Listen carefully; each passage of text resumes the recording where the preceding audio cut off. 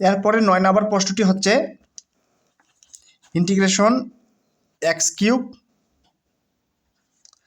Plus 2 into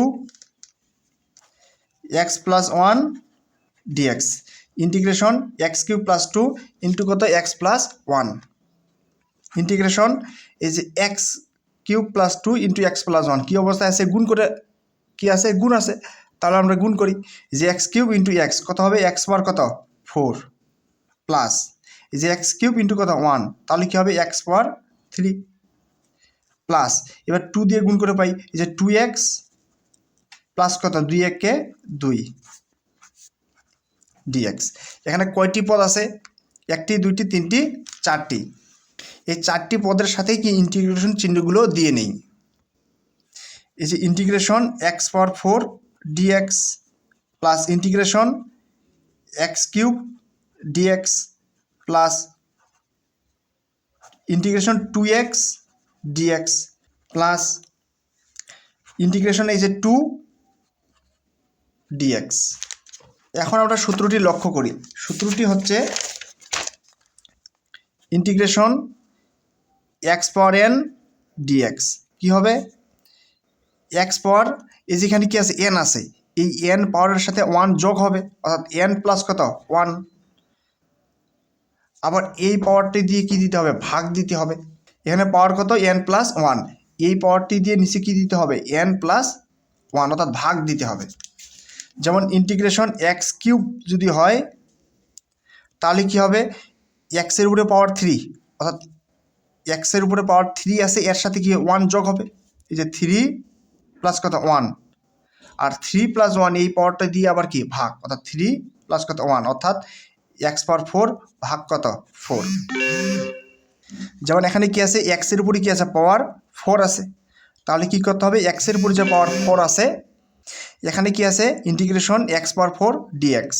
যেহেতু এখানে এক্সের উপরে পাওয়ার 4 আছে, সেহেতু পাওয়ার 4-এর সাথে কি 1 যোগ, এবং এই পাওয়ারটি দিয়ে আবার কি দিতে হবে? ভাগ দিতে হবে, অর্থাৎ 4 প্লাস কত 1 প্লাস এখানে কি আছে? X cube. এখানে কি আছে? ইন্টিগ্রেশন এক্স কিউব ডিএক্স, অর্থাৎ এক্সের উপরে পাওয়ার কত আছে? 3। আমাদের নিয়মটি হচ্ছে কি পাওয়ার 3-এর সাথে কি দিতে হবে? 1 যোগ দিতে হবে, অর্থাৎ 3 প্লাস 1, এবং এই পাওয়ারটি দিয়ে নিচে আবার কি ভাগ, অর্থাৎ 3 প্লাস কত 1 প্লাস এখানে কি আছে? 2টা আছে, কনস্ট্যান্ট সংখ্যাটিকে আমরা সামনে নেই, এবং কি আছে? এক্স আছে। এক্সের উপরে পাওয়ার কত আছে? এক্সের উপরে পাওয়ার মনে মনে কত আছে? 1 আছে। তার মানে এক্সের উপরে পাওয়ার যে 1 আছে, এই 1-এর সাথে কি আরও 1 যোগ হবে, এবং এই যে 1 প্লাস 1 এই পাওয়ারটি দিয়ে আবার কি দিতে হবে? ভাগ দিতে হবে, প্লাস এখানে কি আছে? একটা কনস্ট্যান্ট সংখ্যা 2 আছে, 2টা বাইরে নিলাম, তাহলে আর কি থাকে? তাহলে এখানে 1 থাকে। অর্থাৎ আমাদের একটি বিষয় মনে রাখতে হবে, আমাদের এখানে কার সাপেক্ষে ইন্টিগ্রেশন? এক্সের সাপেক্ষে। কার সাপেক্ষে? এক্সের সাপেক্ষে ইন্টিগ্রেশন। কিন্তু এখানে এক যুক্ত কোনো পদ নাই। যদি না থাকে তাহলে যার সাপেক্ষে ইন্টিগ্রেশন সেটিই হবে, অর্থাৎ এক্স হবে। আমি আরেকবার বলতেছি, এই যে ইন্টিগ্রেশন মনে করুন যে 5x, কার সাপেক্ষে ইন্টিগ্রেশন? এক্সের সাপেক্ষে, কিন্তু এখানে এক যুক্ত কোনো পদ আছে নাই। তাহলে এই যে কনস্ট্যান্ট সংখ্যাটি আছে 5 নিব, এবং কার সাপেক্ষে ইন্টিগ্রেশন? এক্সের সাপেক্ষে, আর এক্স নিব। আবার ইন্টিগ্রেশন 10 ডিএক্স, এটিও কার সাপেক্ষে ইন্টিগ্রেশন? এক্সের সাপেক্ষে, কিন্তু এখানে এক্স যুক্ত কোনো পদ আছে নাই। তাহলে আমরা কনস্ট্যান্ট সংখ্যাটি নিব, এবং যার সাপেক্ষে ইন্টিগ্রেশন সেটি। কার সাপেক্ষে ইন্টিগ্রেশন? এক্সের সাপেক্ষে, সুতরাং কি নিব? এক্স। ঠিক এখানেও 2 নিলাম, কিন্তু এখানে এক্স যুক্ত কোনো পদ নাই, সুতরাং ইন্টিগ্রেশন কি হবে? এক্স। আর সাথে একটা কি নিতে হবে? ধ্রুবক সি। তাহলে কি হয়? এক্স পাওয়ার 4 প্লাস 1 কত লেখা যায়? 5 লেখা যায়। নিচেও কত? 4 প্লাস 1 কত? 5 প্লাস উপরে কত? এক্স পাওয়ার কত? 3 প্লাস 1। তাহলে এক্স পাওয়ার 3 প্লাস 1 মানে কত লেখা যাবে? 4 লেখা যাবে। আর নিচে কত? 3 প্লাস 1 মানে কত? 4 প্লাস এই যে 2 ইন্টু এই যে এক্স পাওয়ার কত? 1 প্লাস 1, 1 প্লাস 1 কত লেখা যাবে? 2 লেখা যাবে। আর নিচে কত? 1 প্লাস 1 কত লেখা যায়? 2 লেখা যায়। প্লাস কত? এখানে কি থাকে? 2x থাকে, প্লাস কত? সি। এখানে কি থাকে? এক্স পাওয়ার কত? 5 বাই কত? 5 প্লাস এক্সের উপরে পাওয়ার 4 কত 4 প্লাস উপরে 2 নিচে 2 কাটা কি থাকে এক্স স্কোয়ার প্লাস কত 2x প্লাস কত সি। এটি হচ্ছে এই প্রশ্নটির কি উত্তর। এরপরে 10 নম্বর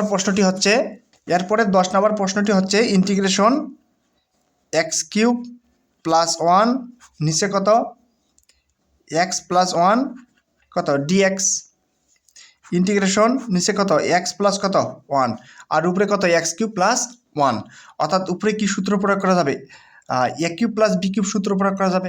আর আমরা কি জানি এ কিউব প্লাস বি কিউব সমান কি লেখা যায়, এই যে এ কিউব প্লাস বি কিউব উৎপাদকের সূত্র, এ কিউব প্লাস বি কিউব সমান লেখা যায় এ plus B into A square minus A B plus কত বি স্কোয়ার। এই যে এ কিউব প্লাস বি কিউব সমান কি লেখা যাবে এ plus B into A square minus A B plus কত বি স্কোয়ার। এ কিউব প্লাস বি কিউব সমান কি লেখা যাবে এ plus B into A square minus A B plus কত বি স্কোয়ার। এখন 1-এর উপর কিউব থাকাও যা না থাকাও তা, তার মানে কি লেখা যাবে এ কিউব প্লাস বি কিউব সমান কত এ প্লাস বি ইন্টু কত এ স্কোয়ার মাইনাস এ বি, এ বলতে এক্স বি বলতে কত 1 প্লাস কত বি স্কোয়ার মানে কি 1-এর উপরে স্কোয়ার। এখন কি এক্স প্লাস 1 উপরে নিচে কি কাটা আর এখানে ডিএক্স থাকে, তাহলে কি থাকে এই যে x square minus x plus 1 কত ডিএক্স। এখন এখানে কয়টি পদ আছে একটি দুটি তিনটি, এই তিনটি পদের সাথেই ইন্টিগ্রেশন চিহ্নগুলো দিয়ে নেই। এই যে integration x square dx minus integration x dx plus integration 1 dx. এখন আমাদের নিয়মটি কি, নিয়মটি হচ্ছে এক্সের উপরে পাওয়ার যত থাকবে তার সাথে 1 যোগ হবে। এই যে এক্সের উপরে পাওয়ার কত আছে 2 আছে, তার মানে কত 2 প্লাস কত 1 আবার এটি দিয়ে আবার ভাগ অর্থাৎ 2 প্লাস কত 1, এখানে কি থাকে মাইনাস, এখানে এক্সের উপরে পাওয়ার কত আছে মনে মনে 1 আছে, তার মানে এই এক্সের উপরে যে পাওয়ার 1 আছে তার সাথে কি 1 যোগ হবে, আবার এই পাওয়ারটি দিয়ে আবার কি ভাগ অর্থাৎ 1 প্লাস 1 দিয়ে কি দিতে হবে ভাগ দিতে হবে প্লাস এখানে কার সাপেক্ষে ইন্টিগ্রেশন এক্সের সাপেক্ষে, কিন্তু এখানে কি কোনো এক্স যুক্ত পদ আছে অবশ্যই নেই, সুতরাং আমাদের এখানে ইন্টিগ্রেশন কি হবে এক্সেই হবে প্লাস কত সি। আমাদের একটি বিষয় মনে রাখতে হবে যে যার সাপেক্ষে ইন্টিগ্রেশন সেই যুক্ত পদ যদি না থাকে তাহলে ইন্টিগ্রেশন কী হবে যার সাপেক্ষে ইন্টিগ্রেশন সেটি হবে। যেমন এখানে এক্সের সাপেক্ষে ইন্টিগ্রেশন কিন্তু এখানে এক যুক্ত কোনো পদ নাই, সুতরাং আমাদের ইন্টিগ্রেশন কী হবে এই এক্সেই হবে।